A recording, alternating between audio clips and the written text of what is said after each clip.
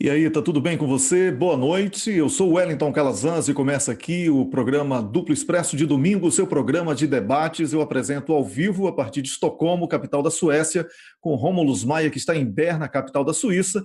E hoje teremos o professor Luiz Moreira para falar sobre a crise no governo Bolsonaro e também a Patrícia Vauquier, que juntamente com o Luiz Moreira, comigo e com o Rômulus, vamos falar sobre essa tragédia em Minas Gerais, em Brumadinho, e vamos discutir todas as questões técnicas e também jurídicas, políticas sobre esse assunto que está comentado em todo o mundo. Mais uma catástrofe no Brasil, mais uma vergonha do nosso país aos olhos do mundo. Rômulus Maia, boa noite. Boa noite, Wellington Calazans. Boa noite, professor Luiz Moreira. Boa noite para quem está nos assistindo aí do outro lado. Daqui a pouco, Patrícia Vauquier chega para conversar com a gente sobre a questão de Brumadinho. Ela que é a nossa comentarista de infraestrutura, engenheira, arquiteta e tem doutorado em administração de empresas, então mais do que gabaritada para conversar com a gente sobre essa questão. Eu liguei para lá mais cedo, não estava previsto, obviamente, porque a gente não sabia que isso ia acontecer na sexta-feira. Eu fui surpreendido assistindo aqui o jornal da BBC. Aí quando eu vi aquela imagenzinha com o símbolozinho da Globo no canto, eu falei, ia no Brasil. Aí quando eu olhar aquela mar de lama, depois o Jornal da França também, da TV Pública, também dando bastante destaque. Hoje continuou os jornais da Europa dando destaque a essa questão do acidente, deram também destaque à visita aérea que o Bolsonaro fez da área lá no helicóptero. Aí a imagem já era gerada pela TV Pública, né? Algo interessante a se notar. A Globo parece que não veiculou esse vídeo, pelo menos não foi o que chegou aqui. Eles pegaram da NBR, que é a TV do Executivo. Então a gente já conversa sobre isso, mas antes até, e acaba refletindo nessa questão de a imagem que chega aqui do Bolsonaro, a imagem de propaganda ser da NBR, não mais da Globo, é reflexo da crise política, que a gente vai comentar com o professor Luiz Moreira, a quem a gente quer dar boa noite, já no Brasil, já, né, do horário de verão, 6 da tarde, a gente já pode dar boa noite e dizer o seguinte, professor, o pessoal estava com muita saudade de você aqui. Finalmente eles vão conseguir matar a saudade nesse 2019, professor Luiz Moreira. Eu tive algumas viagens a fazer, a trabalho, essa foi a razão da minha ausência. Muito obrigado, boa noite, Wellington.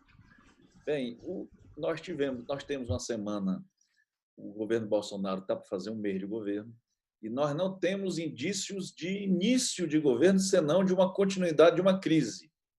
Qual é a crise? As investigações atinentes ao filho mais velho do Bolsonaro, Eduardo Bolsonaro, senador eleito do Rio, mas ainda deputado estadual, razão pela qual o foro dele é do Tribunal de Justiça do Rio de Janeiro e, portanto, do Ministério Público do Rio de Janeiro. O que é que nós temos? Quanto mais nós acessamos os dados do COAF, mais a questão do Eduardo Bolsonaro, também chamado como garoto, né, pelo próprio pai. É a primeira vez que eu ouço um senador eleito ser chamado de garoto no espectro brasileiro. Professor, só uma correção. É o Flávio. O Eduardo é o que é deputado por São Paulo. Então, desculpe, Flávio Bolsonaro, a família Bolsonaro. Né? O que é que nós temos? Nós temos matérias do Globo, da Folha de São Paulo, do Estadão e também do Intercept, que, a partir dos dados do COAF, vincula o filho mais velho do Bolsonaro, Eduardo, com a milícia. Não, Flávio. Flávio, é porque eu não sou... Preciso fazer aqui um esclarecimento. Eu não sou muito íntimo dessa oligarquia que parece no Brasil, porque agora que nós nos referimos ao presidente da República... É porque vocês, professor, são do restante do Brasil. Infelizmente, nós do Rio de Janeiro já somos obrigados a aguentar esse pessoal há mais tempo. É por isso que a gente conhece melhor, sabe a ordem ali, infelizmente, dos filhos. Então, o que é que nós temos? Repara, era como se não houvesse uma limitação ou uma distinção, Rômulo, entre a família do presidente e a presidência da República. E quanto mais se explicitam os dados investigativos, mais parece que os malfeitos apontados no relatório do COAF e pelo Ministério Público do Rio de Janeiro apontam uma vinculação do senador eleito, senador Bolsonaro eleito, com as milícias no Rio de Janeiro. Isso é gravíssimo. Por quê? Porque, e se nós analisarmos o histórico de declarações que dizem respeito a aos elogios à atuação das milícias, aos elogios aos assassinatos e às torturas, além dos empregos de um dos milicianos que foi preso essa semana passada no Rio de Janeiro, que são acusados, inclusive, há quem aponte por uma linha investigativa que levará ao assassinato da vereadora Marielle e do seu motorista Anderson. Ou seja, qual é a conexão? Esse major preso for expulso da Polícia Militar do Estado do Rio de Janeiro, ele tiverá a mãe e a esposa empregadas do gabinete do então deputado estadual. Então, qual é a conexão? A conexão é gravíssima, porque aponta uma intimidade, aponta também que o caso do Queiroz não se circunscreve às questões do Queiroz, mas se espraia pelas milícias no Rio de Janeiro, com a questão da tortura e morte de cidadãos como estratégia política de dominação. Então, é gravíssimo. O que é que nós temos? É tão grave, Wellington, que o Washington Post, uma repórter do Washington Post, dirige uma pergunta ao presidente Bolsonaro exatamente sobre a questão do filho dele. E ele responde, não é da sua conta. Como não é da sua conta, se não há, por parte da presidência da República, um distanciamento, mas, ao contrário, um intrincamento das atividades de seus filhos, coordenando suas campanhas, vinculando, visitando o palácio, visitando e permanecendo, ditando regras e condutas, inclusive nas reuniões ministeriais. Então, o que é que nós temos? Nós temos uma evidente tutela da família Bolsonaro, portanto, de seus filhos e do presidente, sobre a organização do Executivo Federal, o que é muito grave. Por quê? Me dê uma boa notícia do governo. Nós temos 30 dias de governo, praticamente. Hoje é dia 29, né? 27 de janeiro, e até agora nós não tivemos uma pauta positiva, senão, se é que se pode falar de pauta positiva, a ida do Bolsonaro a Davos. Em um discurso de 6 minutos, em que nada se disse. Professor, se essa é a positiva, eu fico a imaginar as negativas, hein? Pois é, daí nós vemos a precariedade do governo. Vamos, o que é que nós temos? Repara, nós temos o governo estruturado em pelo menos 3 grandes equipes, uma equipe na Justiça, uma equipe do Paulo Guedes e os militares, e até agora o que tem preponderado é a absoluta falta de projeto. A absoluta falta de projeto. Era como se eles estivessem se acotovelando, disputando espaço no avião presidencial, como as fotos que foram divulgadas pareciam querer estabelecer. Então, o que é que nós temos? Eu torço, Wellington, o que eu torço é que, de alguma forma, os generais, ora presentes no governo, salvem o que parece ser uma catástrofe política de absoluta falta de coordenação no governo. O Paulo Guedes e o Sérgio Moro me parecem absolutamente perdidos em Brasília, ou seja, informações desencontradas, desceram do palanque e viram que a realidade não é para amador, não é para Twitter.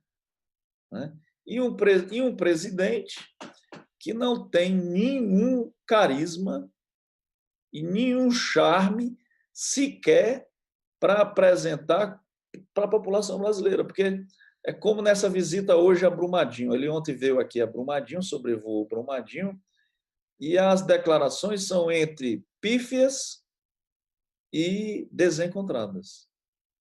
Né? Esse é o cenário. Qual é o cenário que eu antevejo? É de uma fragmentação absoluta no governo, porque o governo não tem autoridade e está Isso é que me parece muito grave, assombrado com as consequências dos malfeitos do filho do Bolsonaro, Flávio, feito senador. Porque quanto mais mexe, e eu vi textos teus, Rômulo, e também do Wellington, e o que é que se espera? Ora, é guerra total com a Globo, e nessa guerra total, o que é que a Globo tem à disposição? Porque me parece que a Globo as organizações Globo não entrariam nessa disputa se não estivessem mununciadas de um verdadeiro escândalo permanente. Porque o que é que nós estamos vendo? Crise todo dia. Todo dia há revelações de fatos gravíssimos que comprometem a reputação e a vitória política que o Bolsonaro obteve nas urnas. Professor Luiz Moreira, boa noite, um prazer estar aqui com a sua companhia mais uma vez para um Duplo Expresso de domingo. Eu gostaria de saber, professor, a sua opinião sobre essa tentativa da imprensa, inclusive uma imprensa que é auto-intitulada de esquerda no Brasil, de separar Mourão de Bolsonaro.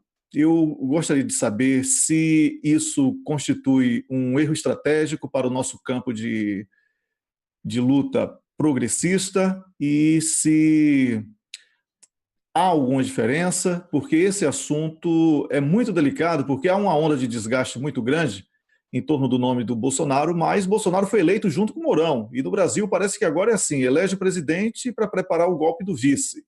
E o Brasil não pode ser, pelo que é para o mundo e para o brasileiro, uma república das bananas, como estão tentando transformar, não é? Então, eu queria a sua opinião sobre esse assunto. Também já ouvi alguns comentários elogiosos ao Mourão, ao vice-presidente da República, na mesma toada em que se criticava o Bolsonaro. Por exemplo, já ouvi alguém dizer assim, repara no inglês do Mourão. O inglês dele é absolutamente perfeito. Como se o Mourão fosse sofisticado e eu ia dizer Mourão, Bolsonaro, rapaz, era como se nós estivéssemos vivendo um pesadelo. O fato de o inglês a língua inglesa que fala o Mourão não o transforma politicamente em opção, até porque ele é eleito com o presidente Bolsonaro. Se aquelas ações do WhatsApp, daquelas propagandas prosperarem, a chapa será cassada. É muito cedo para nós discutirmos qualquer impeachment ou cassação de mandato. Nós não temos elementos, pelo menos na minha, ainda para discutir isso. Agora, você tem razão, Ed, quando diz o seguinte, não é possível que nós e o campo progressista, o campo de esquerda, aportem outro impeachment. Nós não podemos dar o troco, nem levantar a bandeira do impeachment, como se o impeachment fosse um instituto banal, ordinário. Não é. O fantasma do vice-presidente parece se estabelecer no Brasil como algo perigosíssimo. Em programa aqui mesmo no Duplo Expresso, ainda antes das eleições, nós tínhamos defendido a extinção do cargo de vice-presidente, justamente para eliminar essa jabuticaba, tentar reduzir o mandato. O Bolsonaro, é preciso que se diga, ele não iludiu ninguém. Ele foi eleito com esse programa pífio que ele está apresentando. Ninguém esperava de Bolsonaro que ele tivesse capacidades orais, que ele fosse um orador excepcional, nem que ele tivesse inteligência, sofisticação. Ele foi um deputado, passou por 7 mandatos no Congresso Nacional, na Câmara dos Deputados, e seu desempenho fora pífia. Além das declarações dele, são como que que declarações telegráficas. Então, esse é o presidente que nós temos. Seu vice é seu vice. É aquele mesmo que o Ciro Gomes chamou de jumento de carga, pela tosqueza das suas declarações relativas à extinção da CLT, de um liberalismo absoluto, de uma exploração do trabalhador, que chama o negro de leniente, preguiçoso. Esse é o quadro, né? O que nós temos que aprender no Brasil é que as escolhas políticas têm consequências. E o que as esquerdas e as forças progressistas precisam se preparar é para rearticular um projeto político fincado na vontade popular, conectado com a favela, conectado com as classes excluídas, distinto do que se apresentou, né? Sem fake news. É isso que nós precisamos. Sem que essas falsas questões que são apresentadas passem a nos pautar, né? Aí você vê a diferença. Por exemplo, eu assisti um vídeo hoje do chanceler da Venezuela na ONU. A clareza política do chanceler da Venezuela na ONU diz muito da esquerda venezuelana e muito em contraste da esquerda brasileira. Por exemplo, a então presidenta Dilma Rousseff teve uma fala na ONU na véspera do impeachment e era como se nós estivéssemos no Jardim do Éden. Ou seja, é preciso nós repararmos do que se trata exatamente. Para quê? Para que nós tenhamos a segurança e a confiabilidade em nossos representantes. O que não der para essa brincadeirinha, né? Era como se nós vivêssemos num conto de fadas. E o mundo não é um conto de fadas, definitivamente. Sobretudo para nós sul-americanos. Muito bem, professor Luiz Moreira. Alguns comentários aqui, deixa eu só cortar o seu microfone, que tem um retorno na microfonia, mas agora já está tudo certo. Quando eu passar a fala para você, eu vou abrir o microfone novamente. Que é o seguinte: professor, eu não conversei com ninguém de nenhum partido que esteja apostando nessa questão de impeachment, mas pensando estrategicamente, ao menos com os elementos que a gente tem até agora, eu acredito que quem for articular, se for articular de fato a derrubada do Bolsonaro, vai ser através de uma renúncia forçada, coagi-lo a renunciar com tudo que se sabe dele de podre, enfim, não é difícil. Inclusive, na semana passada, na sexta ou na quinta-feira, circulava aí nas redes sociais um relato de que a Rede Globo já teria uma matéria prontinha, editada, toda bonitinha, com, né, arte, desenho, esclarecendo a questão da facada fake, do atentado fake de Juiz de Fora. Então, isso é a bomba nuclear. Isso, evidentemente, uma vez que isso vai ao ar, não tem retorno. Então, por isso é a minha dúvida, que eu expressei durante o fim de semana, e você, professor, fez referência a isso, se de fato a Globo foi já pro tudo ou nada contra o Bolsonaro, ou se eles apenas estão numa DR, discutindo a relação e reestabelecendo os termos. A gente sabe que no início do mandato o Bolsonaro acenou com aquela história de acabar com a bonificação por volume, que acabaria com o monopólio da Globo na TV aberta, que arrecada 90% da receita publicitária, entre outras coisas, a proximidade dele com a rival Record. Enfim, tudo isso daí tem um caldo de cultura ali para o aumento dessas tensões, e de repente a Globo está querendo se impor novamente com o peso que ela sempre teve até aqui. A gente deve lembrar, professor, que a Globo não é mais invicta.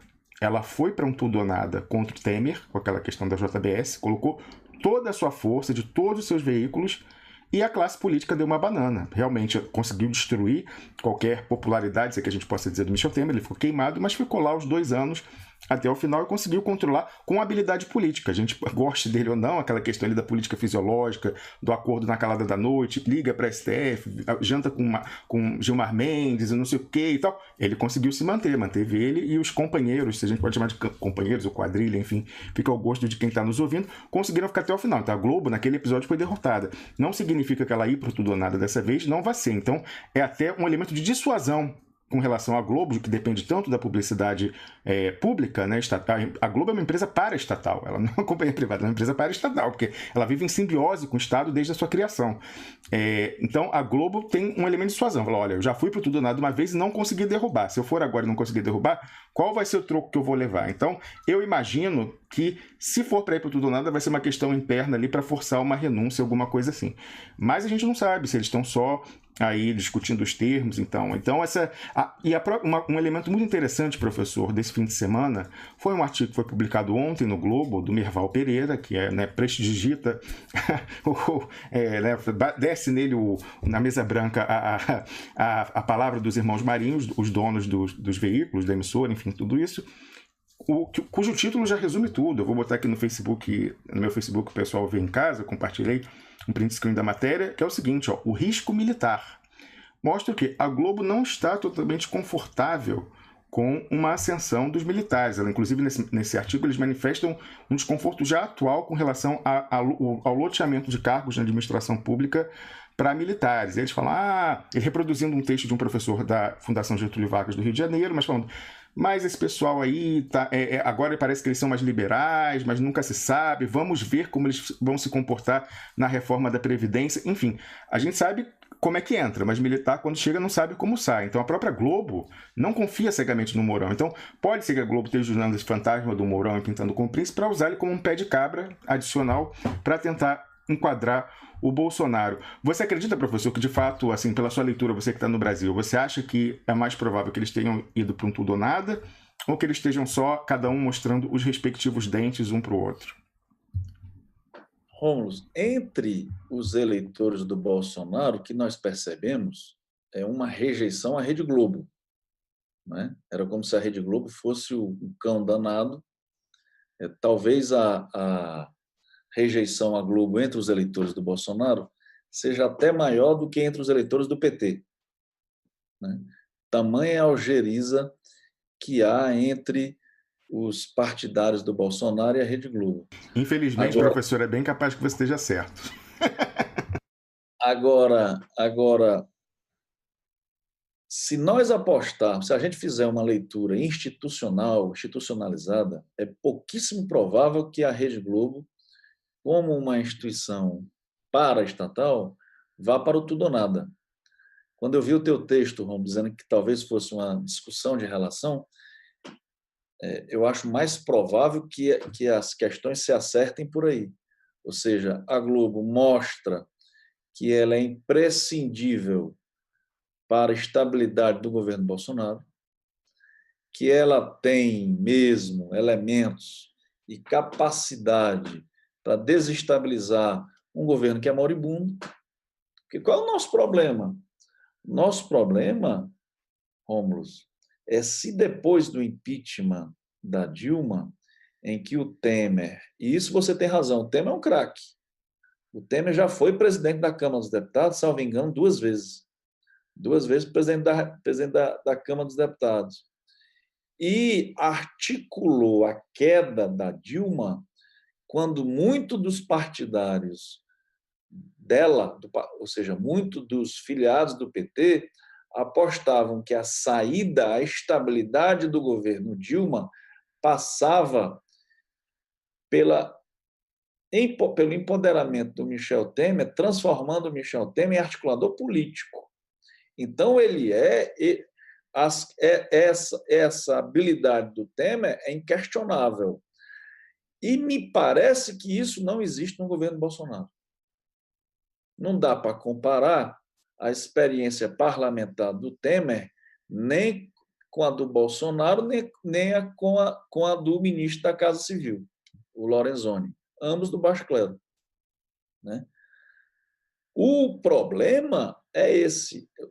Qual é a estabilidade de uma república que viveu há 2 anos, há 3 anos, um golpe parlamentar e agora assiste a um governo absolutamente sem norte? Qual é a pauta do governo Bolsonaro? Ora, as questões da Damares, de azul e rosa, que são mera distração, do ministro da educação que não sabe exatamente o que fazer, com quadros nomeados para os diversos cargos da estrutura do MEC sem nenhuma estatura intelectual, um confronto no MEC com os reitores, ou seja, questionar a autonomia universitária por intermédio da não nomeação dos mais votados pela comunidade acadêmica. Então, qual é o projeto? O Moro apiado, calado, não é?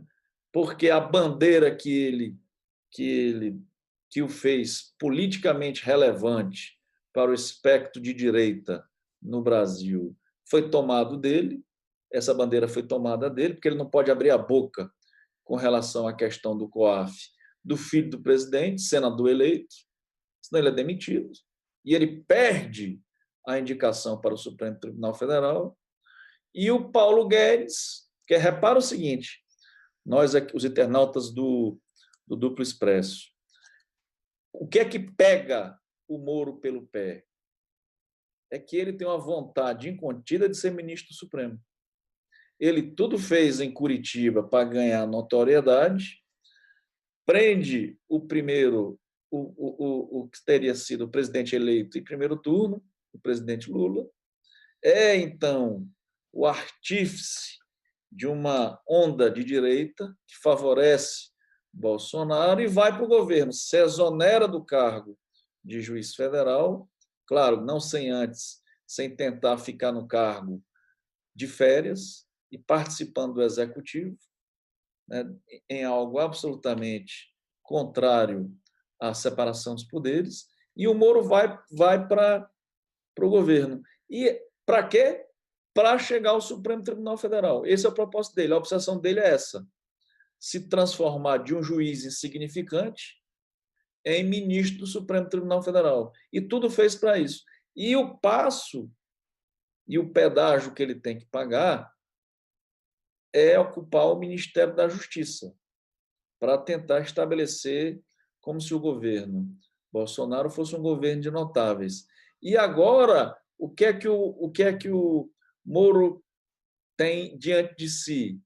Ele tem alguém acusado permanente diariamente de lavagem de dinheiro, de não justificativa da origem dos recursos, de cobrança de percentual sobre os salários de seus funcionários, do caixinha da Assembleia Legislativa do Rio, como você muito bem destaca, Rômulo, e de vinculação com a milícia. E o ministro da Justiça não tem nada a dizer. Rigorosa. O antes tão falante ministro da Justiça, que questionava tudo, que dizia que tinha que divulgar áudio de conversa de um presidente da República, agora é o mais calado dos mortais. Por quê? Porque ele sabe que se aproxima a demissão se ele criticar o filho do ex-presidente, o filho do presidente.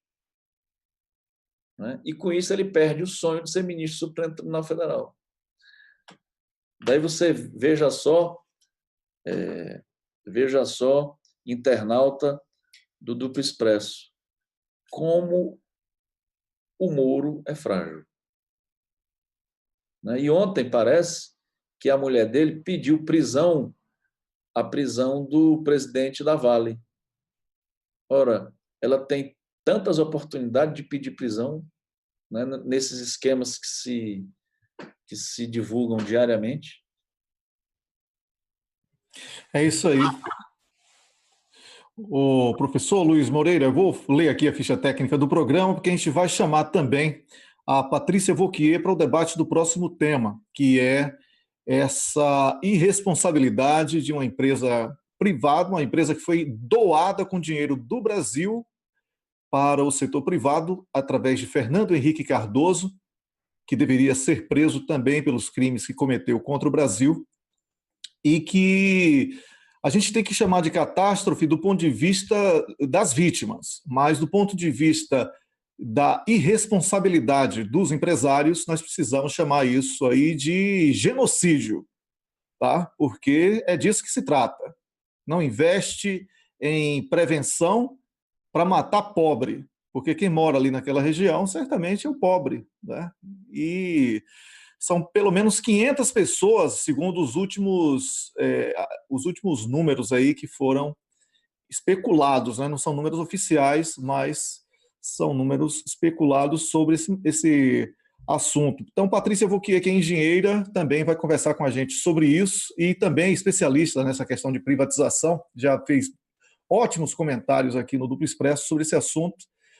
O professor Luiz Moreira Ramos, a despeito de ser nordestino, ele mora em Minas Gerais, é professor de universidades em Minas Gerais e, por isso, está mais próximo, está respirando aí esse momento difícil, esse momento de luto, não só do povo de Minas, como de todo brasileiro, de todo mundo. Aqui falam muito sobre isso, aqui na Suécia, certamente aí na Suíça. A imprensa não para de falar sobre essa tragédia. Como eu falei no início do programa, uma vergonha para o Brasil, mais uma vergonha.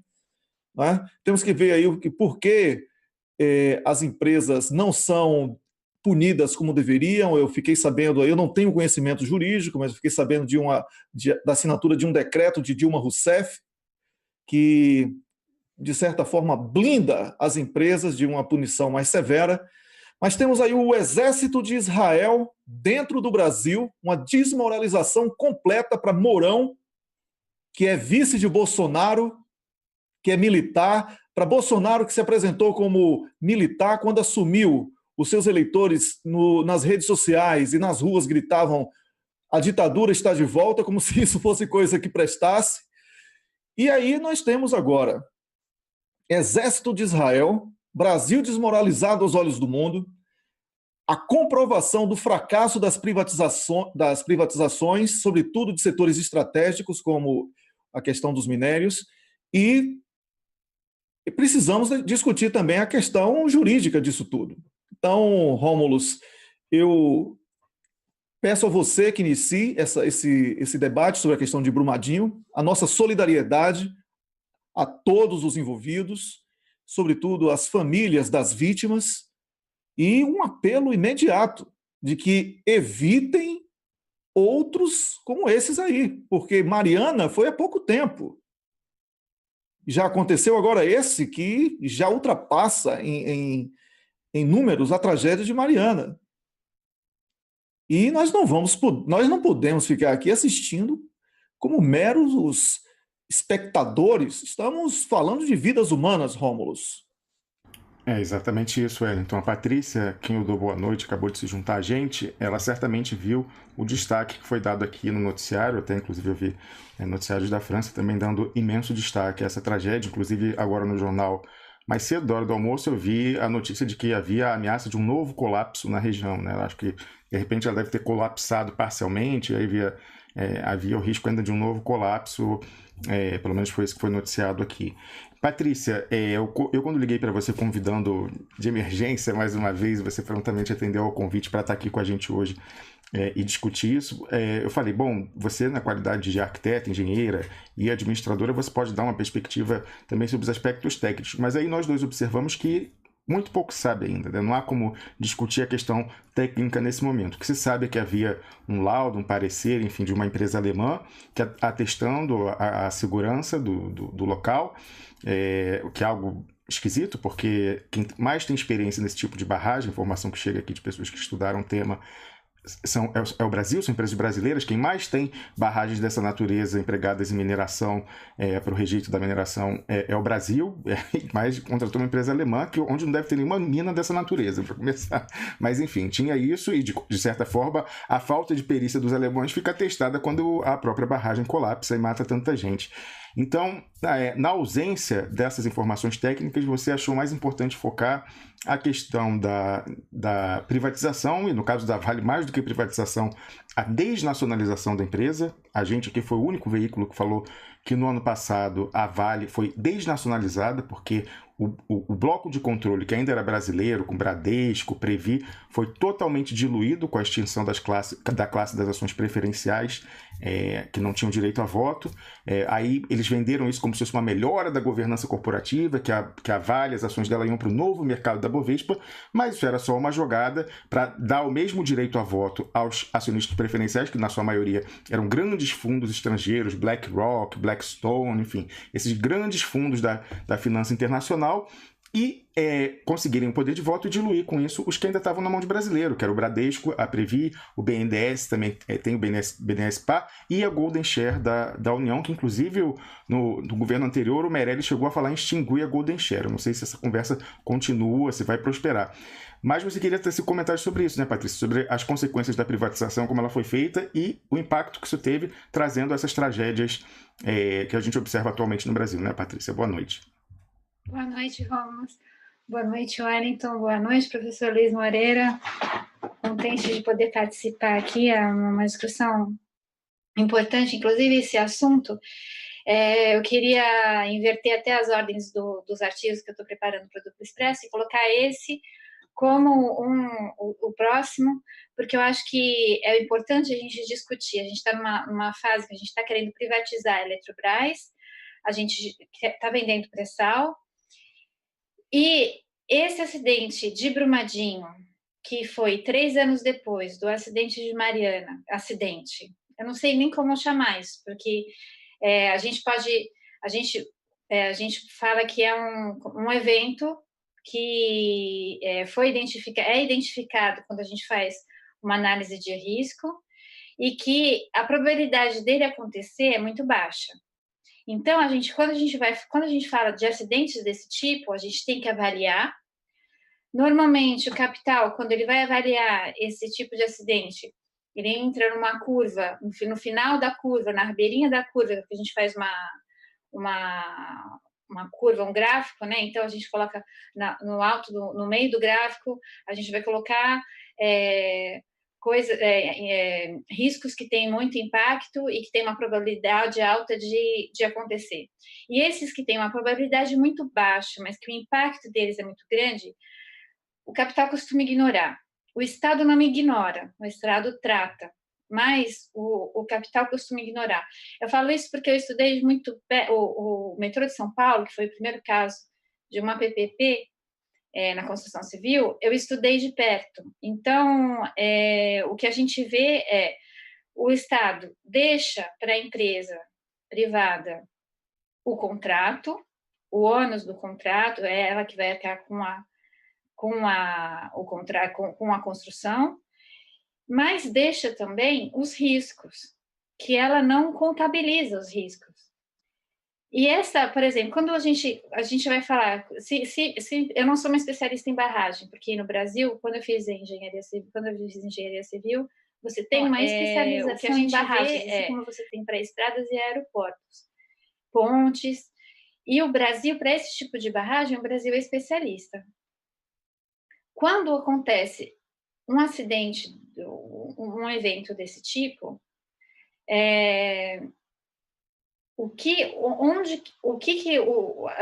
a gente vai fazer como é que fala? A árvore de causas, o que pode ter acontecido, e a árvore de consequências, porque pelo visto, a mesma coisa acontecendo no metrô de São Paulo, eu tenho uma árvore de causas e eu posso botar um stop, posso tratar essas possíveis causas e posso botar um stop também nas consequências, de forma que eu consigo, se eu tenho um evento que se materializa, eu posso brecar as consequências, eu posso evitar as consequências piores, porque lá eu estou no cúmulo do cúmulo das consequências. Então, a barragem caiu na sexta-feira, ela já levou outras 2 e está indo para contaminar uma hidrelétrica. Então, esse é um cenário que é o pior cenário possível, onde eu tenho mais custo possível, imagina, e inclusive com vidas que a gente não tem nem como contabilizar, como que a gente contabiliza o valor da vida, como que a gente contabiliza estrago ambiental que estão fazendo, porque é uma lama cheia de dejeitos de mineração, que é altamente tóxica, e que vai ficar aí durante um bom tempo. Mariana ainda não se recuperou ainda do desastre. Dizem que no dia que eu vi, falou que Marianas foi 50 vezes maior ainda o desastre. Mas eu não sei se eles tinham contabilizado a essa lama toda chegar na hidrelétrica, acho que não é Bom Retiro. Mas que Patrícia, se eu não me engano, é na Bacia do São Francisco, né? Então você já viu uma consequência nacional, né? Porque o São Francisco é o Rio da Integração Nacional, vai lá, atravessa o Nordeste. E eu acho que você foi muito feliz, Patrícia, quando você relacionou a tragédia que a gente está observando ao desejo de privatização, ao projeto de privatização da Eletrobras, né? A gente não conhece nenhum país do mundo, com a extensão do Brasil, que deixe na mão de empresas privadas, e mais do que privadas, empresas estrangeiras, obedecendo a uma lógica financista de redução de custos no curto prazo, vendo o balanço do trimestre apenas, e não pensando, porque essas empresas não vão ficar com aquela participação acionária mais do que 5 anos, elas só querem fazer valorizar, então elas querem cortar o custo no curto prazo para aumentar o valor em bolsa quando elas forem vender. E você foi muito feliz, né? Porque realmente, de fato, falando em barragem, tem as barragens aí que podem extinguir cidades inteiras no Brasil, né? Alagar cidades inteiras. Então, eu acho que você foi muito feliz fazendo essa identificação, Patrícia. E uma coisa que o pessoal fala, que tem essa campanha, né, gigantesca, inclusive é isso que eu estou até discutindo com o Pedro Augusto Pinho, tem essa gana, essa vontade do capital financeiro de se apoderar das empresas públicas e vir aquela campanha junto que elas vão ficar mais eficientes, que elas vão ficar mais, como é que fala, vão dar lucro e vai ser melhor. Só que, primeiro, a gente tem atividades que são, como é que a gente fala, são estratégicas. Então, essa é uma atividade estratégica. E a consequência de um desastre desse tipo é estratégico ainda. Então, eu não posso ter esse tipo de atividade na mão de um terceiro, porque assim, o que é a diferença do Estado? Aí vocês que são advogados estudam as leis, podem até me ajudar muito mais que isso, porque assim, qual a diferença do Estado para uma empresa privada? O Estado, ele não visa o lucro. A empresa privada, quando você tem uma atividade desse tamanho, dessa envergadura, e eu privatizo, significa que no meu pacote operacional, eu vou ajuntar mais uma variável, que é o lucro, para os acionistas. E como essas empresas que adquirem pertencem a conglomerados, que são grandes conglomerados financeiros, que só querem saber do lucro, ninguém lá embaixo, todo mundo está se lixando para a real atividade. Então, o que vai acontecer? Eu vou favorecer o lucro, porque eu sou uma empresa, não sou mais o Estado. Então, como eu vou favorecer o lucro, eu vou deixar atividades básicas e importantes, como manutenção, como troca de material, como investimento em novas tecnologias, de lado, para favorecer as atividades que me deem mais lucro. Fala, Wellington. É isso, Patrícia. Eu quero dizer que o professor Luiz Moreira, ele tem um acordo com a gente ficar no máximo 1 hora, porque ele tem outro compromisso. Então a gente vai tentar passar um pouco para o professor Luiz Moreira, mas antes disso, professor, eu quero dizer que você que está me assistindo agora pode curtir, comentar, compartilhar e convidar amigos para que possamos aumentar ainda mais a audiência que está muito boa em todas as redes sociais, todos os canais do Duplo Expresso. Então, vamos aumentar ainda mais para que esse importante debate chegue para mais pessoas. O Wellington, só reforçando o seu convite, eu queria dizer o seguinte, faltam pouquíssimas pessoas para a gente ultrapassar a barreira de 17 mil seguidores na página do Facebook. Então, se você tem um perfil nessa rede social e não segue ainda a página do Duplo Expresso, faça isso para reforçar a gente também lá. A mesma coisa, você que está vendo pelo YouTube, se não assinou ainda o canal, por favor, assine, que sempre reforça a nossa corrente. Wellington. Pois é, e apenas uma pequena correção, a Patrícia falou dejeitos. É uma mistura aí de dejetos com rejeitos. Então, mas É o tempo demais na França, né?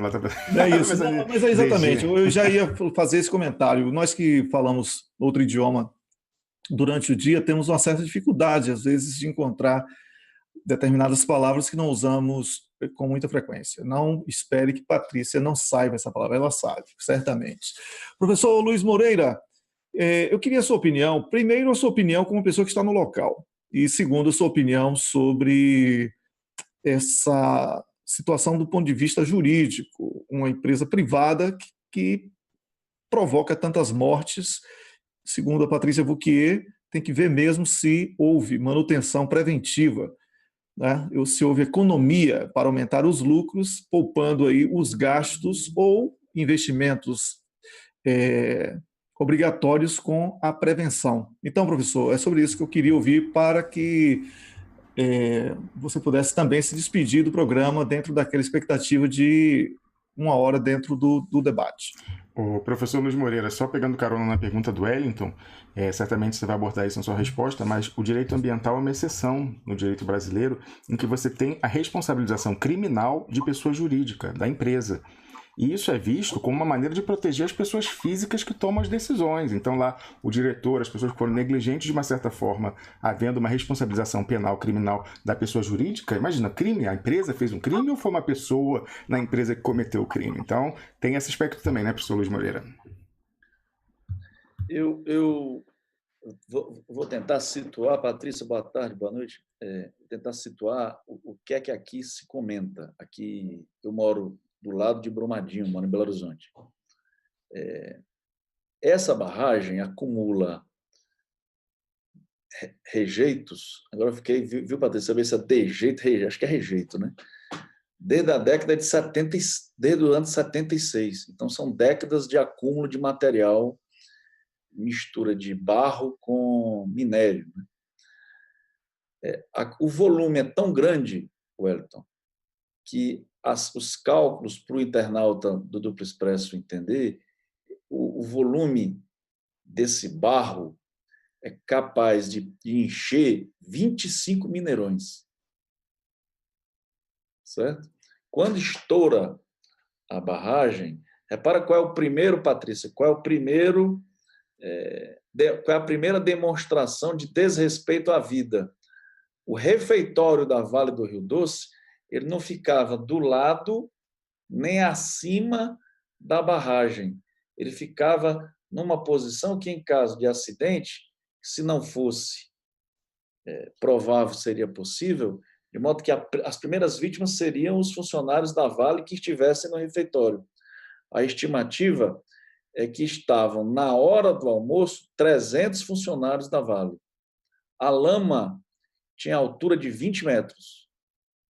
A onda gerada pela onda arrastou tudo, porque era volumosa e muito alta. De modo que a ameaça que houve hoje de ruptura da outra barragem, que é de água, é porque a lama levou a base da barragem que fica a água. Então, daí você vê a magnitude do acidente. E o Paraopeba, que é o rio que foi tomado pela lama, pelo barro e minério, ele é afluente do São Francisco. E a hidrelétrica de Três Marias vai ser alcançada. Parece que já há uma hidrelétrica que fora desligada, parece que ontem, por conta já do risco. E mais grave ainda, o rio Paraopeba, ele é utilizado para abastecer a Grande Belo Horizonte. Há 2 anos, quando houve uma crise hídrica aqui em Belo Horizonte, a Copasa, que é a companhia de água e esgoto de Minas Gerais, ela construiu uma captação no rio Paraopeba, o que possibilitou que não houvesse racionamento d'água na Grande Belo Horizonte. Isto é, em Belo Horizonte, Contagem e Betim, que é mais ou menos uma população de 5 milhões de habitantes. Então, do ponto de vista das consequências imediatas, essa catástrofe é muito superior à catástrofe de Mariana. O que se fala, Wellington, é que não há, por exemplo, há uma pousada em que o fundador da pousada foi morto. E esses 300 funcionários da Vale que estavam no refeitório, também há pouca esperança de vida deles. Tamanha é a catástrofe, né? Do ponto de vista jurídico, há uma... Quando você fala, Patrícia, em que não sabe exatamente se trata de crime ambiental, você fala corretamente, porque nós não podemos ler o mundo a partir do direito penal. Então, o que é que nós temos? Nós temos uma catástrofe ambiental com consequências criminais. A consequência não é só criminal. Você tem danos ao meio ambiente, danos à imagem do Brasil, danos à vida das pessoas, com morte de pessoas, com traumas, com a questão da segurança. Por exemplo, hoje de manhã soou um alarme em Brumadinho. Então, por conta dessa barragem de água, você imagina o que é que passa com a pessoa que é acordada depois dessa catástrofe, com um alarme dizendo que a pessoa corra para um local mais alto. Porque, ridiculamente, não há nenhum plano de evacuação. A Vale não constituiu nenhum plano de evacuação. O refeitório fica abaixo, Wellington, da barragem. De modo que as primeiras vítimas foram logo os funcionários da Vale que estavam almoçando. O que é que eu acredito? Esse episódio, essa tragédia, demonstra a falência do programa de privatização no Brasil. Nós não podemos atrelar a questão tão importantes como pré-sal, como energia, como exploração de minério, com essas barragens que simplesmente podem acabar com as cidades. Há uma barragem aqui que, se estourar e ela está crítica, leva toda a cidade de Congonhas. Toda a cidade de Congonhas. Parece que há, Patrícia, 500 barragens em Minas Gerais, todas do mesmo padrão. Aí a pergunta é: qual é a garantia que nós temos que essas barragens não estão nas mesmas condições da de Mariana e da agora de Brumadinho, né? O que é que eu acredito que deve haver, Wellington? A reestatização da Vale. Os danos são tão gigantescos. Olha, você tem, digamos que nós tenhamos ela, nos números de hoje, já se aproximam de 50 o número de mortes, né? As cifras tendem a aumentar consideravelmente por conta da localização do refeitório. 2, você tem um dano ambiental e ecológico gigantesco. Há uma lesão ao direito difuso. Há uma lesão à imagem do Estado de Minas Gerais e do Brasil. Então, o que é que deve haver?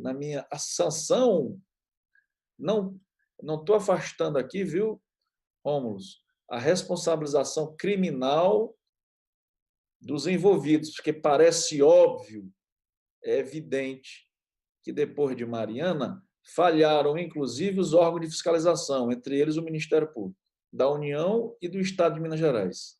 Depois de Mariana, o que se esperava é que a atuação fosse severa a ponto de, inclusive, interditar essas mineradoras ou a exploração dessas jazidas de ferro, né? Agora, a criminalização pessoal me parece pouco. Você pega o dono, o presidente da Vale, põe na cadeia, ele fica um tempo lá, e isso não altera a questão de fundo. A questão de fundo não é simplesmente criminalizar os diretores da Vale. Isso também.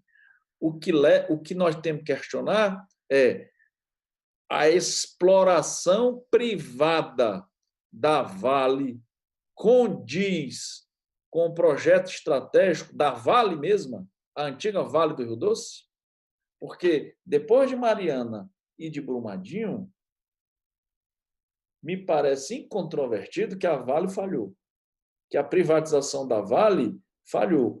Por exemplo, embora nós tenhamos exploração de petróleo em alto mar, a profundidade de 2 quilômetros a mais, nós não temos notícia de acidentes na Petrobras. E numa situação, em termos comparativos com a Petrobras, tão simples como a exploração de minério, que é superficial, o que nós temos é um impacto gigantesco. Então, me parece que uma das primeiras questões, Wellington, é reestatizar a Vale do Rio Doce. A antiga Vale do Rio Doce, atual Vale. Porque qual é a propaganda que nós estamos vendo?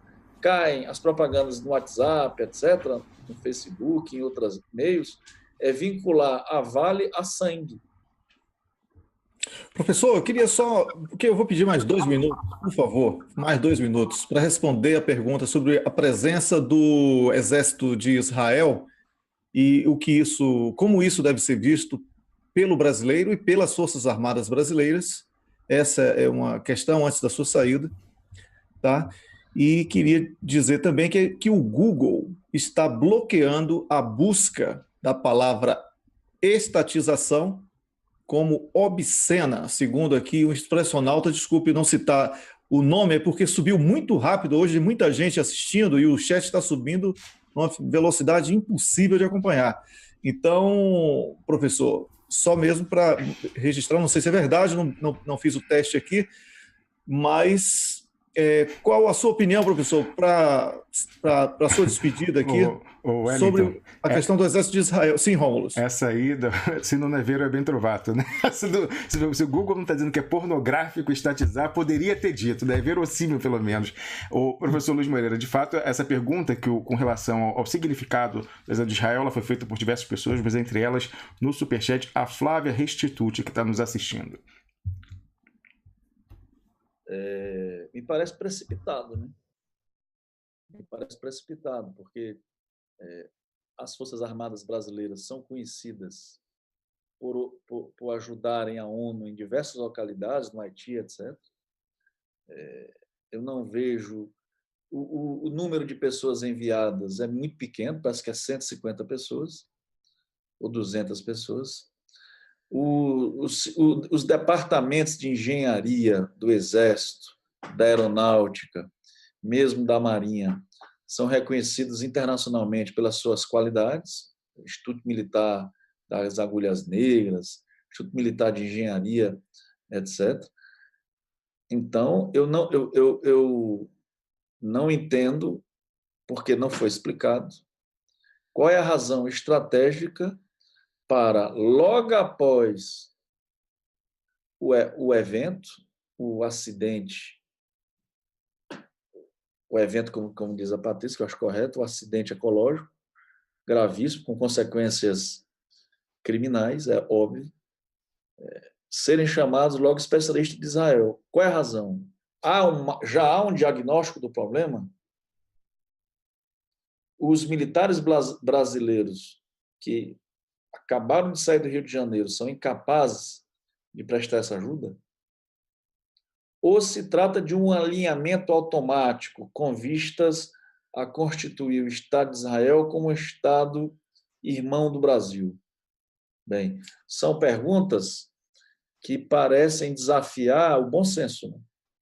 Ou seja, qual é a razão de imediatamente após tornado público o acidente ou crime, como queiram, o presidente Bolsonaro manter contato com o presidente de Israel e num ato absolutamente midiático, que não tem outra... Repara, Rômulo, a Polícia Militar de Minas Gerais tem 45 mil homens. Os bombeiros perto de 5 mil, algo assim. Não há em São Paulo, no Rio de Janeiro, são os estados vizinhos e mais populosos, força capaz de enviar para Minas Gerais. Tem que vir um aviãozinho de Israel com 150 pessoas. Eu não estou aqui desmerecendo a qualificação de Israel. Eu estou invertendo a questão. Não há qualificação suficiente no Brasil? Professor, como você coloca a qualificação mais próxima, algumas horas de voo, 2 horas ou menos de voo, quando o outro está lá no outro lado do mundo, e é um país desértico. É curioso isso, né? O Brasil que enfrenta enchentes todos os anos, torrentes, a gente tem que lembrar daquela tragédia que teve anos atrás na região serrana do Rio de Janeiro, com deslizamentos, lamas. Tem uma coisa que a Defesa Civil, as Forças Armadas do Brasil, os bombeiros conhecem, é lama, deslizamento, soterramento, muito diferente de uma realidade de um país desértico, né? É curiosa essa opção pela expertise de um país onde falta água para vir falar de alagamento. Patrícia Wauquiez está ali assentindo com a cabeça. Quer comentar, Patrícia? Não, é justamente essa história do porque o Israel, porque foi uma das coisas que me chocou nessas notícias, principalmente porque o Brasil é um país muito úmido. E Minas Gerais ainda tem variação de altitude. O Brasil, ele não é qualquer país, entendeu? Não é igual a qualquer país. A quantidade de inseto, como é que fala, micro-organismo que existe, é um país muito rico em termos de biodiversidade. Então, como é que um país, que Israel, qual é a expertise de Israel para vir no Brasil e oferecer alguma ajuda? Então, eu achei estranho isso também, e agradeço ao professor Luiz Moreira de ter dado tantos detalhes do desastre, porque a gente fica aqui fora ainda do país, que não tem tanta informação, eu não consegui encontrar tanta informação assim. E, essa questão de Israel enfim. Pois é. Patrícia, desculpe interromper, só para fazer uma rápida observação, aquela coisa da palavra no Google está censurado não procede não, o pessoal da nossa produção já checou e está funcionando bem, deve ser a conexão ruim aí do nosso pornográfico, deve ser a conta da internet dele, ele não pagou e não está conseguindo fazer a pesquisa no Google, né? Deve ter sido alta a conta. Bem, superada essa dúvida, e eu quero agradecer ao professor Luiz Moreira, antes de voltar para a Patrícia, eu quero agradecer ao professor Luiz Moreira por ter dedicado o seu tempo para voltar aqui o Duplo Expresso. Os comentários, quero dizer o público, porque o público adora querer arrumar confusão aqui com o Duplo Expresso. Fica dizendo, Luiz Moreira abandonou vocês, não sei o quê.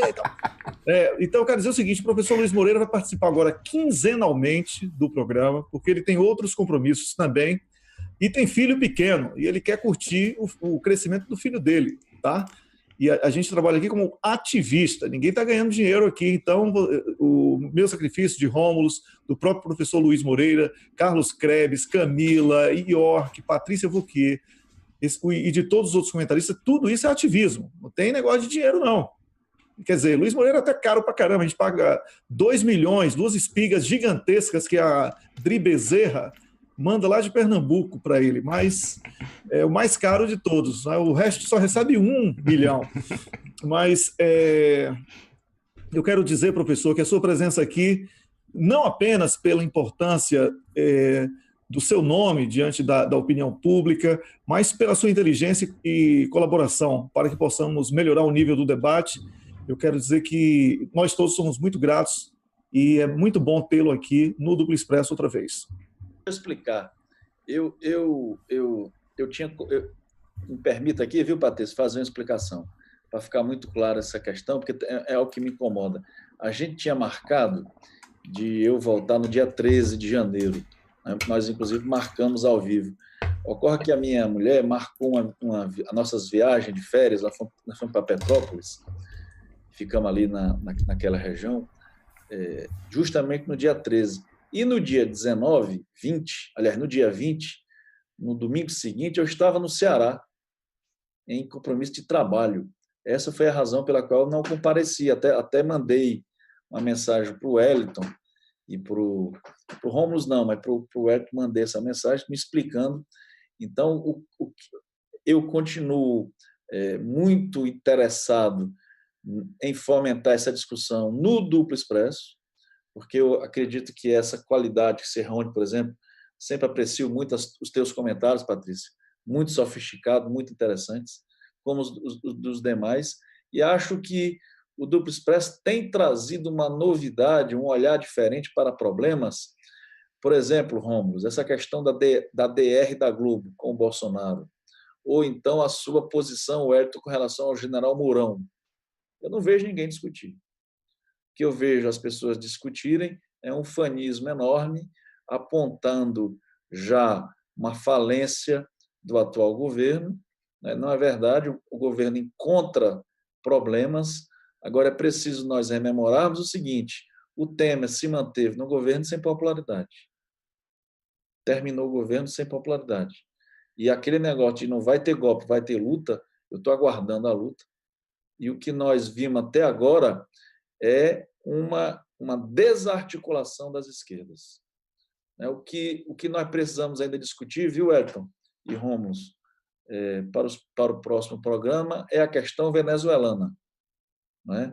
Ontem, por exemplo, foi discutida no Conselho de Segurança das Nações Unidas a questão da Venezuela. A Rússia confrontou a posição norte-americana e me parece que, após essa reunião de ontem, no Conselho de Segurança, a posição do Nicolás Maduro saiu muito fortalecida. É preciso que eu esclareça o seguinte: eu estive na Venezuela 3 vezes como observador das eleições. O discurso trazido, Wellington, de legitimidade, questionamento da legitimidade do Maduro, é a mesma questão que se aponta para o Guaidó, acho que o nome dele é esse, né? Porque o Guaidó foi eleito para o Congresso com a mesma eleição do Maduro, e pelo mesmo órgão que é o Conselho Nacional Eleitoral. Então, se o resultado das eleições é legítimo e esse resultado não é contestado em relação ao Congresso venezuelano, a mesma eleição, o mesmo eleitorado, o mesmo sistema eleitoral e a mesma organização, o Conselho Nacional Eleitoral, organizou tanto a eleição do Maduro quanto a eleição do Guaidó. Então, esse argumento é pífio. Eu tendo a interpretar a questão venezuelana para além das questões, pelo menos assim que eu procuro legitimar, ideológicas. Certo? O que é que nós temos? Nós temos claramente um partido do chavismo de esquerda e a oposição de direita. Independentemente disso, o que legitima o governo do Maduro desde Chávez, lembrando ao internauta que esse mesmo grupo, esse grupo de direita, comandado pelos Estados Unidos, tentaram depor Chávez, deram um golpe de Estado com Chávez, e os militares e os civis recuperaram Chávez. Lá sim houve luta. Na Venezuela houve luta. E o Chávez retomou o poder. E o Maduro foi eleito agora e, a meu juízo, deve concluir seu mandato. O que eu entendo, para além das questões que podem ser discutidas com relação à crise humanitária, ao desabastecimento, que me parecem todas com claro perfil ideológico, é que a Venezuela se transformará em potência regional em 20 anos. Vamos. Em 20 anos nós teremos a Venezuela como potência regional. A pergunta que eu levanto é o seguinte: e o Brasil? O Brasil vai continuar a exportar frango para a Arábia Saudita e soja para os Estados Unidos? Esse é o nosso futuro? Muito bem, professor Luiz Moreira. Com essa indagação aí, a gente termina. E lembrando, professor, que não foi só na Venezuela que teve luta, não. Rafael Correia também tiraram e o povo foi lá, invadiu o lugar onde ele estava preso. Não sei se era pelas Forças Armadas, se era pela polícia. Enfim, invadiram e falaram, não tem isso não, restituíram. Quando teve aquela tentativa de secessão territorial na Bolívia, da Média Luna, área mais desenvolvida também, não teve brincadeira, lá teve luta de verdade. E, de fato, no Brasil, por alguma razão que a gente tem que se debruçar, entender e combater, a esquerda não consegue chamar uma resistência efetiva desde os primórdios do golpe até esse momento. Professor Luiz Moreira, muito obrigado pela sua participação e por ter estendido um pouco além do horário combinado com a gente. Bom resto de domingo para você e para sua família. Obrigado. Boa noite. Boa noite. Conversamos aqui com o professor Luiz Moreira, ele que é jurista e comentarista também do Duplo Expresso, que veio, como eu falei há pouco, elevar o nível do nosso debate. Voltamos com a nossa comentarista Patrícia Vauquier, que está falando ao vivo a partir de Paris, capital francesa, especialista em questões ambientais, arquiteta, engenheira, doutora em administração, enfim.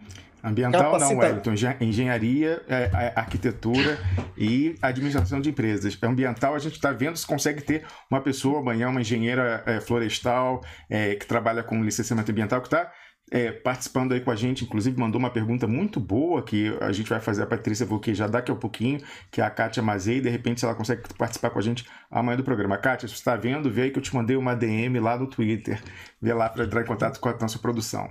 Tá bom, mas já estou prevendo o futuro. Patrícia vai acabar se especializando também nessa área, ela não para de estudar, então vai fazer alguma coisa também na área ambiental. Não, mas Wellington, meu mestrado foi na parte de sustentabilidade.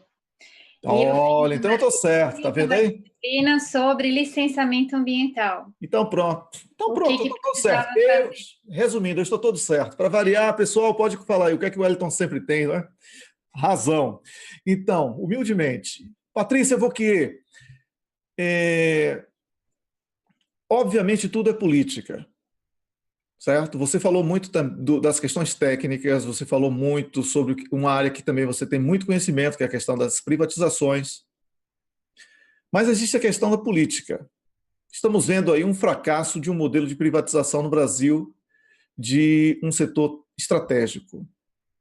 Há aí os primeiros, né, sinais de revolta do povo brasileiro, falando inclusive em tomar Vale de volta.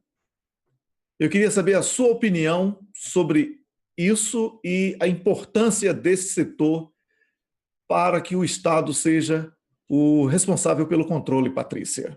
Não, tem que estatizar. Não tem, eu sou completamente contra desestatização, ainda mais a desnacionalização que ocorre no Brasil e que ocorre em praticamente todas as empresas que eram estatais, que passaram para a mão da iniciativa privada, que na verdade passaram para conglomerados financeiros gigantescos que têm na mão toda a infraestrutura do país, com exceção da China e acho que da Rússia.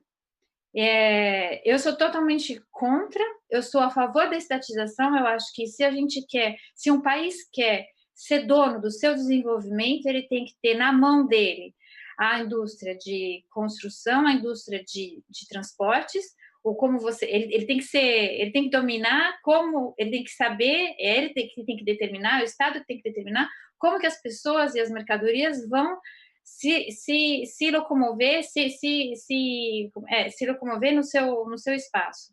E é ele que a questão da informação, ou seja, as telecomunicações é uma questão, energia, transporte, telecomunicações e construção, para mim, e água. São as 5 que não pode privatizar. Por quê? Justamente pelo que a gente está vendo isso hoje. Por trás da privatização ainda tem um outro assunto que eu queria abordar, que é a nova organização do trabalho e por mais que tenham visitas e relatórios e auditorias, por que não é a mesma coisa que se é a empresa estatal que está lá tomando conta? Porque eles terceirizam tudo. A partir do momento onde que a empresa que assumir, a Vale, onde que a Vale tem o lucro dela? A Vale tem o lucro dela quando ela terceiriza. Ela terceiriza a manutenção para um determinado prestador de serviço, que vai terceirizar, e é uma terceirização em cascata, que você não consegue mais achar quem foi o técnico que fez a manutenção no equipamento tal, no dia X. Na verdade, você não sabe quem foi. Você não sabe nem quem foi, nem como ele fez, nem o que ele fez. Uma perda total do controle operacional de todas as atividades de manutenção. É uma nova organização do trabalho, porque você é terceirizado, normalmente você é o autônomo, você é autônomo, então, na verdade, você presta serviço para a empresa que presta serviço para a Vale, na real, é isso que acontece, e você tem que atender a Vale e mais sei lá quantas outras empresas. Você vai fazer o seu trabalho direito? Não. Você vai se preocupar com as questões de segurança? Não. Eu estou falando isso do que eu vejo, do que eu vejo no dia a dia e como que é realmente. A gente tinha uma certa qualidade, porque existia um tempo de obra, existia um tempo de serviço, você é empregado funcionário público da Vale, você só trabalha para ela, quando a Vale era estatal. Você só trabalha para ela, você tem um compromisso, podem falar o que for, que é ineficiente, que funcionário público não faz nada e tal. existe um respeito à pessoa. Agora, nessa nova forma de organização do trabalho, a gente tende a ter mais acidentes desse tipo em diversas escalas. E eu acho que Mariana, há 3 anos atrás, Brumadinho, hoje, a gente está, aproximando eventos que teriam uma probabilidade de 1 em 1 milhão de acontecer. Então, quer dizer que a minha probabilidade está aumentando. Se a minha probabilidade está aumentando, meu risco está aumentando. Então, quer dizer que as 500 hidrelétricas, as 500 barragens que existem em Minas Gerais estão suscetíveis a ter o mesmo risco de uma maneira muito maior. Então, é importante é importante privatização, é importante reestatizar o Estado como uma maneira de punir a Vale. Eu pego a Vale de volta porque não tem o que pague. Desculpa, mas não vai ter. O que vai acontecer vai ser que nem aconteceu com... Eu não sei como é que está o processo de Mariana, mas o processo do metrô de São Paulo, depois de, sei lá, acho que quase 10 anos depois, acho que foi 9 anos depois, eles responsabilizaram o diretor da obra. Tinha 5 empresas, um conglomerado das 5 maiores empresas, não foi, nem foi o mandatário, que era o metrô de São Paulo, o Estado de São Paulo, nem foi o responsabilizado, foi o diretor, o engenheiro responsável pela obra no canteiro. Então, eu acho que é para a gente pensar numa forma global, a longo prazo, e se a gente quer ter um país, e se a gente quer controlar o desenvolvimento desse país com bem-estar para toda a população, água, transporte, informação, energia e meio ambiente são 5 variáveis que é o país, é o Brasil que tem que ter, ele que tem que dominar as rédeas, não pode dar isso na mão de qualquer outra pessoa. Patrícia, mais uma vez eu lembro da ligação que você fez aqui com o projeto atual de privatização e desnacionalização da Eletrobras, ou seja, pega esse risco aí, potencializa aí, coloca a 10ª potência, porque realmente é muito preocupante. E a gente está vendo o resultado, né? A gente está vendo o resultado de uma lógica financeirizante na administração de uma empresa, respondendo a essa questão de valorização das ações no trimestre, para, de repente, fundos que compram participação lá só para ficar um tempo e vender mais valorizada e não se preocupam nem sequer com a própria empresa no longo prazo. Fala, Wellington. Olha, eu queria apenas lembrar que o projeto que endurecia essa questão da segurança das barragens foi arquivado no Senado, né? Então, oportuníssimo cobrarmos agora dos senadores da República uma posição sobre isso. Eles também são culpados. Todo político que aprova ou aprova ou arquiva, né, tudo que prejudica o povo e o país precisa ser cobrado. Política não é um presente que um político dá ao povo. Política é a participação do povo, ativamente fiscalizando, cobrando, exigindo. É assim que nós vamos transformar. Não vai chegar prato feito e ainda mastigado, né, de algumas pessoas. Então, eu faço aqui o apelo a você que está me assistindo para que cobre dos políticos diretamente, pelas diversas vias de acesso que já estão aí disponíveis, que eles também assumam parte dessa conta. Porque se arquivou uma lei e logo depois acontece mais uma tragédia, mais um acidente como esse, mais uma catástrofe como essa, por irresponsabilidade, nós precisamos cobrar também dos políticos que estão facilitando. Mas o atual governo, né, tanto o presidente como o seu vice, que quer descolar do presidente, falaram que é difícil, muito duro ser empresário no Brasil. Quero ver como é que vai ser duro para essas famílias dessas vítimas. Tá? Eu quero ver quem é que vai pagar por esses crimes. Isso sim é ser duro. É duro ver tanta impunidade num país. É isso. Patrícia, vamos para concluir o seu comentário de hoje. Eu gostaria que você falasse um pouco mais sobre essa questão da segurança, porque, lamentavelmente, você foi interrompida quando estava falando por causa da necessidade do professor Luiz Moreira se despedir. Então, essa questão da prevenção, não é? Como ficaria isso e de que maneira você acha que a gente pode pressionar? Eu vou pegar uma carona aí, Patrícia, porque a gente tem uma pergunta que a Kátia Mazei, que está nos assistindo, que vai participar do programa amanhã de manhã, ela que corrigindo, ela é geógrafa e trabalha com essa questão aí de licenciamento, né, demarcação de áreas, e a gente propôs para ela vir conversar com a gente amanhã sobre o tema Brumadinho, o Brasil jogado na lama. Ela fez uma pergunta muito interessante, Paty, olha só, ela falou: Patrícia, essa mineradora é um negócio viável no mercado ou é um mico? Barragens de água não rompem, barragens de rejeitos com água rompem. O lucro que essas mineradoras como a Vale apresentam no Brasil é real ou uma mera fraude da gestão correta de resíduos? Olha aí o passivo que está mascarado, Patrícia Wauquiez. O que você acha? Você que é, além de tudo, administradora de empresas.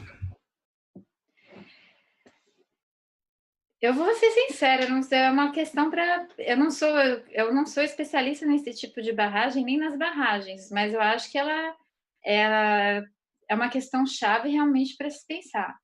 Quando a gente faz uma barragem, o primeiro risco que tem, tanto é que a gente, não lembro quantos... Eu via desenho animado, que o castorzinho está lá com os dedinhos na barragem, entendeu? E ela está pronta para romper. É o primeiro risco que existe. Quando você tem uma barragem com lama, com rejeitos e detritos minerais, ela tem uma outra densidade. Então, eu não sei o quanto... Ela fez uma pergunta-chave, porque eu não sei o quanto de lucro, se realmente existe realmente um lucro, porque...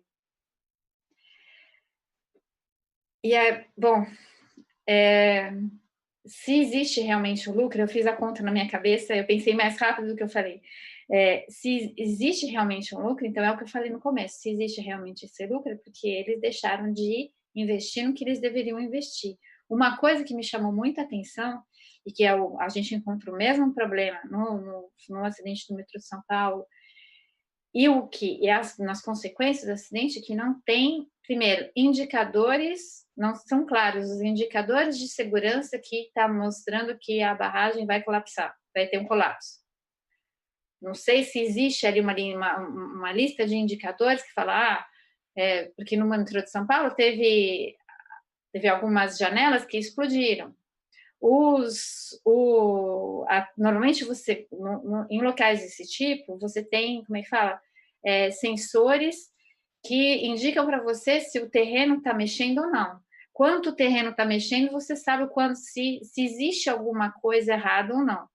Se existe, quando isso começou a indicar, quando isso começou a ocorrer, e o que eles teriam que ter feito para impedir um desastre desse tamanho. Depois, uma hora que colapsou, onde não tem barreira de contenção, eles não construíram nada que pudesse brecar esse volume de lama que está saindo, ou que canalizasse essa lama para um outro lugar, que não fosse direto para a cidade, direto para as hidrelétricas, ou para São Francisco. Não tem como, não tem um plano B. Então, a questão da segurança, de pensar, o acidente é raro, mas no caso que ele aconteça, o que eu tenho que fazer para minimizar, para conter os danos, para minimizar os danos? E, bom, a Kátia que vai responder essa pergunta amanhã, porque para mim essa questão dos lucros, se ela realmente dá lucro ou não, se a gente... será que eu acho que antes de dar lucro, teria que ver se ela está cumprindo com a função dela. Ela está cumprindo com a função dela? Não. Depois desse evento que aconteceu, não. Mas os acionistas não estão aí, né? Não estão nem aí. Patrícia, eu me arrisco a dizer que a resposta para essa pergunta da Kátia, que é fundamental, a gente não vai saber por quê. Quem teria que fazer isso? Teria que ter uma auditoria para levantar todo o passivo ambiental real, olhar a qualidade disso, pegar esse passivo, lançar lá no balanço, colocar e aí ver se de fato o que era vendido como lucratividade da Vale é real, ou seja, porque tem um passivo ambiental e custos que estão aí. O professor Luiz Moreira falou que essa barragem estava recebendo rejeitos desde os anos 70. Enfim, imagina quantos desses não tem para o Brasil, aí Carajás, sei lá quanto que não tem. Isso está contado? Está no balanço da Vale, esse passivo ambiental? Então, a gente não vai saber, porque a Vale não tem interesse e nem os órgãos reguladores, porque estão capturados pelo lobby. Então, é muito difícil a gente conseguir responder essa pergunta da Kátia, mas aí não tem transparência, né, Patrícia? Não tem. E eu vou até fazer nem sei se seria muito correto fazer isso, mas se data dos anos 70, talvez essa barragem teria até que ter sido reformada, reconstruída, ter passado por reformas estruturais de maneira que isso não acontecesse. Então, mais uma vez, para onde foi o pessoal embolsou o lucro e deixou o passivo aí. É isso aí, ótima conclusão. Amanhã a gente vai continuar esse debate com a Kátia Mazei, que vai participar, já confirmada, às 6h30 da manhã, do programa do Duplo Expresso com o tema Brumadinho, o Brasil jogado na lama. A gente certamente vai retomar isso lá, né, Wellington Calazans? É isso aí. Patrícia Fouquier, muito obrigado aí por dedicar algumas horas do seu domingo para poder participar aqui e elevar o nível do nosso debate, seu conhecimento, sobretudo conhecimento específico, né? Que aqui do nosso time, você, Carlos Krebs e Paulo César Ribeiro Lima são pessoas que estão nessa área aí de engenharia e tal, que podem nos ajudar, nos socorrer, né? Quando acontece algo importante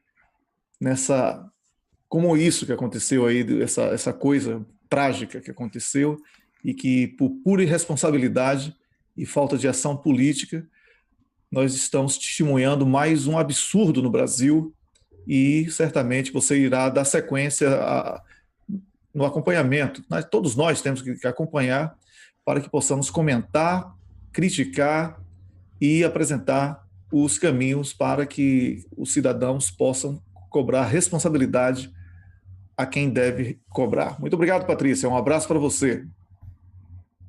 Está fechado o microfone. Vai lá, Paty. Eu que agradeço, Wellington Ramos e o professor Luiz Moreira também, o York, o Carlos Krebs. Eu que agradeço. E vamos discutindo aí. É isso aí. Um abraço para você, Patrícia Fouquier, nossa comentarista aqui no Duplo Expresso. Rômulo Maia, a gente encerra esse Duplo Expresso de domingo com chave de ouro.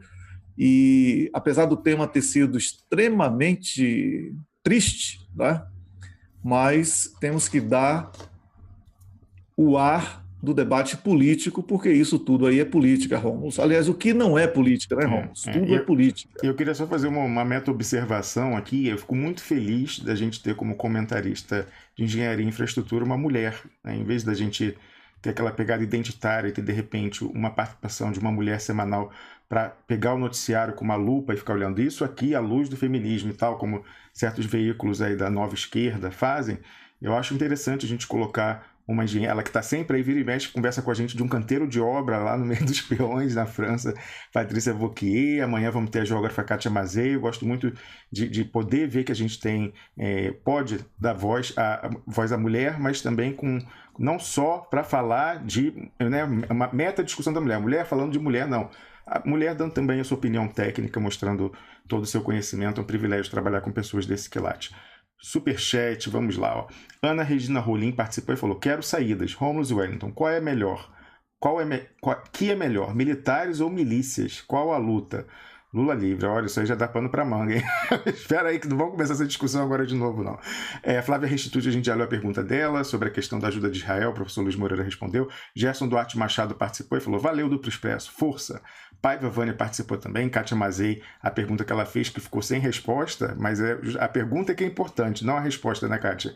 Essa questão se o lucro da Vale, se a lucratividade, a taxa de lucro delas é real, ou se na verdade é apenas um enterro literal de um passivo ambiental. A Rita de Cássia Ângelo participou e falou: crime premeditado ao favorecer o lucro, tirando nossas riquezas para pagarem os serviços do Estado Social. Fabrício Guimarães Gonçalves participou e falou: programa de sexta passada genial. Sabiam que já existem mensagens no WhatsApp ligando o acidente em Minas Gerais e o ato terrorista por venezuelanos e cubanos? Incrível, Fabrício. Não acredito nisso. Quer dizer, acredito. Infelizmente, eu sou obrigado a acreditar.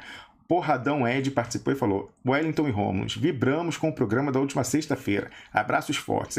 Isso talvez, eu estava até comentando com uma pessoa que mora aqui na Europa e assistiu o programa, que no Brasil a gente tem uma cultura muito de cordialidade exacerbada. As pessoas não estão acostumadas com programas de debate. Muitas vezes, quando a gente traz alguém para participar do programa, né, Wellington, a gente começa primeiro a pessoa faz uma exposição, a gente começa a debater. As pessoas, para de interromper, porque eles querem um programa de palestra. Não, aqui fora é muito comum esse formato de você ir intervindo, né? Porque a pessoa vem com aquela coisa prontinha para apresentar, mas você vai desafiando, né? Vendo para um lado, tal, fomentando o debate. E às vezes, assim, é muito comum, eu vejo muito na TV de língua francesa, debates acalorados. Então, e nem tudo as pessoas precisam concordar. Então, a gente teve uma divergência na sexta-feira, podemos manter essa divergência, mas o importante foi o debate. Eu acredito que todo mundo que assistiu o programa de sexta-feira saiu mais fundamental, talvez sem resposta, porque eu acho que nem eu nem o Wellington temos resposta, ninguém tem resposta, ninguém sabe o que vai acontecer no Brasil e ninguém pode afirmar com certeza o que é melhor ou não. A gente vê que nem a Globo está com certeza. Ela está, de um lado, fustigando o Bolsonaro, do outro dizendo risco militar, olha aí, não sei o quê. Nem a Globo, que tem muito mais informação que a gente sabe o que é melhor para ela, que dirá a gente. A gente pode ter apostas analíticas aí, tentar fazer, mas de fato a gente fica na análise e também no papel de militante político. Mas a resposta certa, nenhum de nós certamente tem. Quem falar que tem está mentindo, com certeza. Vamos lá. Rita de Cássia Ângelo participou e falou: já me ocorreu, a partir do e-mail, bloquear o redirecionamento para a página do Duplo Expresso como sendo página suspeita e tive que assumir o risco. Olha, Rita de Cássia Ângelo, isso é algo com que a gente se bate há muito tempo, uma sabotagem digital aí nas redes sociais, muitas vezes links de certos artigos que são bomba, daqueles assim que a gente colocava, desmascarando a Lava Jato, o Facebook, ou talvez por denúncia em massa, a gente não sabe. Possivelmente não é uma ação nem direta do uso das administradoras da rede social. Muitas vezes esses grupos articulados de robô e tudo com denúncia em massa davam notificação para quem ia abrir dizendo que o link era suspeito, que chama malware, etc, etc. É algo que a gente tem que lidar. É um fato da vida que a gente incomoda interesses muito fortes e esse é o tipo de arma baixa que eles usam contra a gente. Então, de fato, a gente tem que redobrar o nosso esforço de divulgação. Fica aí o desafio para cada membro da comunidade Duplo Expresso. A Rita de Cássia Ângelo voltou e falou: para gostarmos dos sionistas, Israel vem ajudar. Para odiarmos cubanos, médicos são expulsos. Rita de Cássia Ângelo, essa história de Israel também tem essa questão do lobby, né, interesses econômicos. Isso aí é para construir uma boa vontade com relação ao governo de Israel, que vai se traduzir em parcerias que rendem grana, depois com empresas israelenses que estão próximas do Bolsonaro desde a campanha, o lobby sionista. Olha aí, criando uma boa vontade junto à população para depois celebrar um convênio, que nem aquela história lá de dessalinização, etc, etc. Isso é o que a gente tem que ver. Teve a gente até especulando, Wellington, com essa questão do Bolsonaro tá, né, cercado e ameaçado pela Globo, pelo Mourão, e tá indo pro Einstein, que é, né, a gente sabe ali que acobertou a facada, e hoje parece que ele se interna lá para fazer a reversão da colostomia, que possivelmente, né, é bem provável que essa colostomia tenha sido feita como parte de uma cirurgia pré-agendada de alguma doença que ele tinha, doença inflamatória intestinal, como chama aquela? Diverticulite, câncer, sei lá o que ele tinha, mas é muito possível que essa colostomia, a bolsinha que ele tinha ali, fosse em função disso. Um dia a gente vai saber, eu tenho certeza que um dia essa história vai vazar também, a gente vai saber. Agora, será que de repente nesses 150 aí, sei lá, que vieram do exército de Israel, não está vindo uma guarda pretoriana para garantir a segurança dele contra esses conspiradores no Palácio em Brasília? É uma pergunta que fica, né? Pareto Festas participou também e falou: reestatização da Vale já e proibição da venda da Petrobras ou venda de novos trechos do pré-sal antes que aconteça acidente no nosso litoral. Milena B participou e falou: minha humilde colaboração para os milhões do Duplo Expresso. Isso aí. Pareto Festas voltou e falou: vender Petrobras no pré-sal, teremos vazamento de óleo no litoral. Vamos lembrar ali nos Estados Unidos aquela questão do Golfo do México, né? Aquele acidente terrível aí anos atrás. Pareto Festas com uma questão, né, uma complexidade técnica muito menor do que a do pré-sal. Pareto Festas voltou, hoje ele está ativo, nosso amigo aí, DJ Pareto, falou o seguinte: bônus aos acionistas, no caso, é negativo. Reestatiza. o nosso amigo DJ Pareto, é uma decisão política que, infelizmente, não vai haver com esse governo, mas com o volume de multas a que o Estado brasileiro tem direito, com Mariana, mais esse daí, certamente eles podiam retomar o controle da Vale. Agora, vão fazer isso ou não? Eu acho que não, né? A não ser que o povo deu uma força aí. Eu acho que chegou mais algum, deixa eu ver, restatiza? Não, é isso aí. Concluímos, Wellington Calazans. Rômulo, muito obrigado por hoje. Obrigado a Patrícia Vauquier e ao professor Luiz Moreira por terem participado aqui do programa. Quero agradecer a você que está assistindo. Eu peço mais uma vez, olha, a gente pede apenas que você compartilhe, curta as páginas, se inscreva nos canais, convide amigos para a gente aumentar. Porque é tão importante debater o que ninguém está debatendo por aí e da forma como a gente debate, que realmente é o mínimo que você pode fazer para colaborar. Obviamente que algumas pessoas que estão colaborando diretamente através de vaquinha, superchat, etc., que aí já envolve uma participação que fala sobre dinheiro mesmo, nós somos gratos e somos muito transparentes quando dizemos aqui que todo o dinheiro que entra é para ajudar, porque as contas são altíssimas. A gente tem para retransmitir simultaneamente em diferentes páginas uma assinatura. Para possibilitar com a mesma qualidade de vídeo e áudio a transmissão é outra coisa. Para manter a página segura, a gente tenta invadir a nossa página várias vezes por dia, por hora, para derrubar a página. Isso é caríssimo, minha gente, essa segurança. Serviço de distribuição por e-mail, pago, tudo isso é dinheiro. Então, você, quando colabora, ajuda, né, a equipe a manter esse trabalho de ativismo político, porque eu, sinceramente, tenho muito prazer de estar aqui, Rômulo também, toda a equipe, Carlos Krebs, York, Camila, todos, enfim, comentaristas, etc. Mas é importante que você também defenda as ideias que são colocadas aqui por comentaristas e nos meus debates com Rômulo também, para que as pessoas ouçam uma coisa diferente e as pessoas tenham argumentos diferentes também, para saírem dessa bolha aí, né? É bolha vermelha de um lado, bolha de outra cor do outro, e fica aí, ninguém comunica com ninguém e os caras avançando contra todo mundo.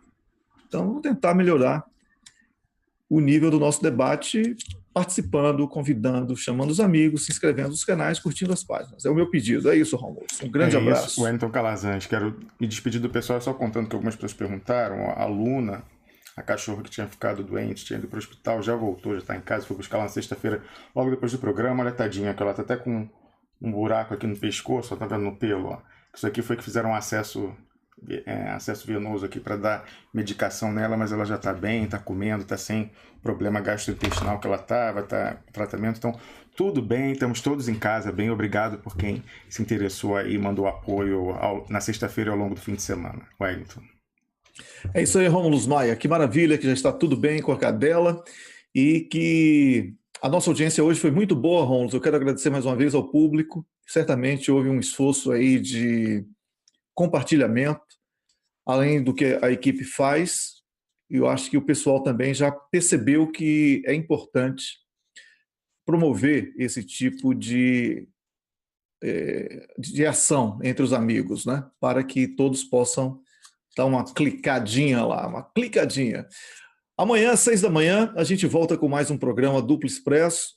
O programa Duplo Expresso de amanhã, como o Rômulo já falou, já antecipou, aí daqui a pouco vai ser distribuído, se não já foi distribuído aí o banner de divulgação, terá a Kátia Mazei como convidada, geóloga, para falar sobre essa questão aí de Brumadinho, ela que tem conhecimento profundo na área, e o Felipe Quintas, que é cientista político e nosso comentarista, com mais um tema que ele escolheu, e certamente um tema do seu interesse, um tema da atualidade da política brasileira. Muito obrigado por hoje. Tenha uma... Olha, essa semana é interessante. O domingo, né, para os católicos, Rômulo, é o dia que começa a semana, né? Tanto que segunda é o segundo dia, segunda-feira. Né? Então, esse domingo é o início de uma semana, é o fim de um mês, é o começo de outro mês. Então, essa semana é uma semana cheia de energia boa para a gente poder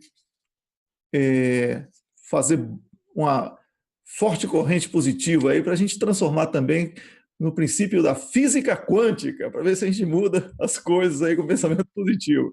Um grande abraço, tudo de bom.